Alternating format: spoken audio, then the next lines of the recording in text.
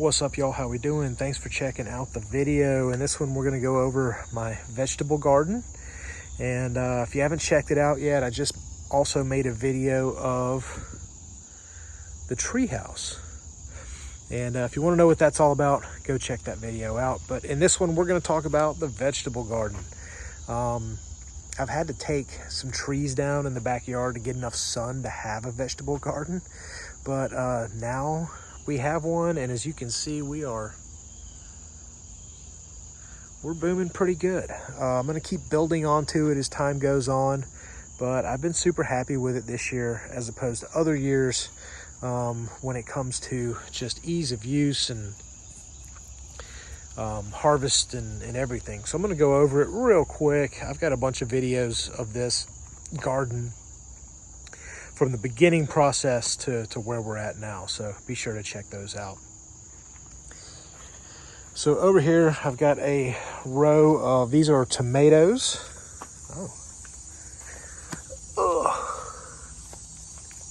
So we've got tomatoes. There's trellis lines here. So the tomatoes are growing on the trellis.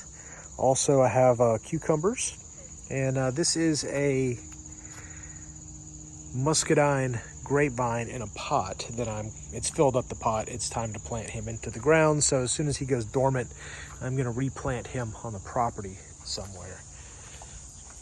Strawberries. I'm just going to set this guy down somewhere. Strawberry pot. And I like planting things that are going to come back next year, right? Of course, tomatoes aren't going to, but strawberries are. This is a fig tree. It's in a pot, but he'll go into the ground next year, probably somewhere back over in here. Y'all know how I have the water situation, and it's been working great. As you can see, I've got the Oatey rainwater collector or rainwater diverter, and it comes off the roof into that tank through that green hose. As you can see, the green hose comes back through here and into this tank, and that tank is about 8 inches taller than that tank. So what that means is that's going to move all the water that goes into that barrel. Is going to flow over and equalize into this one. It is completely full right now, but I pretty much stay full on water. Now I am going to get a third barrel or water reservoir and run it out to the tree house. Probably behind it, so you can't see it from this location, but so I'll have water storage over there for the trees.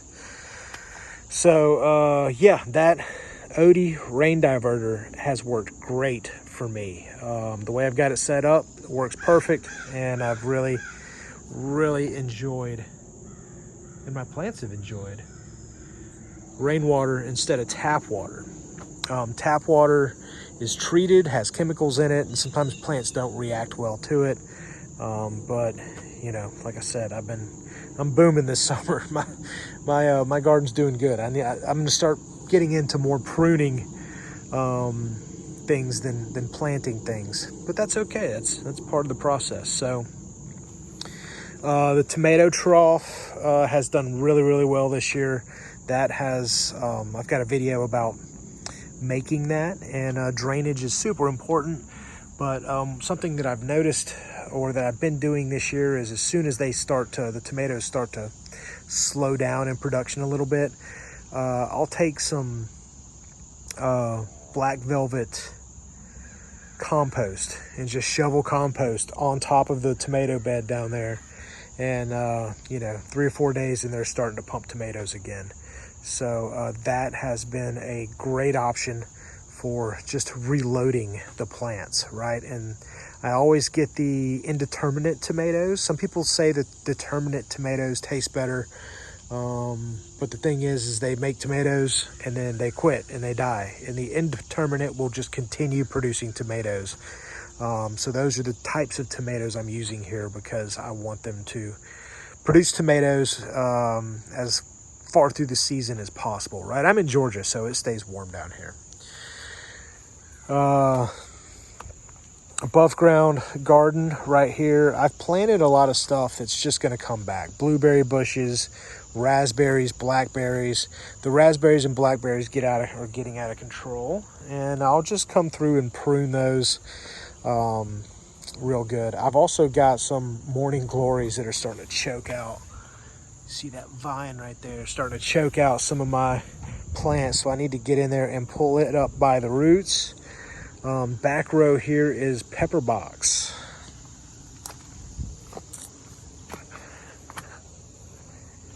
So this whole box right here is all peppers. And down here I've got, these are the cool jalapenos, so these are the not hot jalapenos.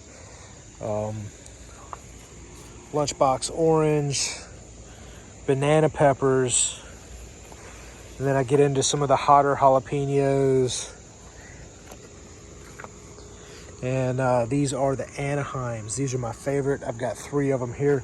Same deal here. Once they seem to slow down on pepper production, then I'll just shovel in some compost into the box, water it real good, and boom, they're off to the races again. Grapevines, also I've got, those are raspberries, but most of all this is a Catawba and Concord grape. So you can see that jagged edge right there. That's the Concord. And then the not so jagged edge is the Catawba. The Catawba trunk is getting huge. This is one of my older vines. It's 3 years old as of right now. But yeah, it's starting to put on some good size. And it's produced a decent crop this year. I need to learn how to protect them because here in Georgia we get a lot of bugs and birds and pests and stuff. So I am still working on that. But grapevines are vigorously growing, and I've got plans for another trellis on the other side of the camper over there that goes from basically the shed all the way down. So yeah, I'll probably have to use nets next year to keep birds and, use spray again to keep bugs off of them. But I did get a crop of grapes, and I am making my first round of homegrown, homemade wine, which is lots of fun. I got another video up on that, so go check that out. But yeah, it's been a great little process. Now up front here, you'll see that I have lots more peppers. So basically peppers are all the way around this garden. In the 5-gallon buckets here, oh, there we go. Got a monarch butterfly appearance. In these 5-gallon buckets, I like growing okra in 5-gallon buckets, and it's just the perfect size, and you can move them around. And really, I'll just keep them in the same place all year.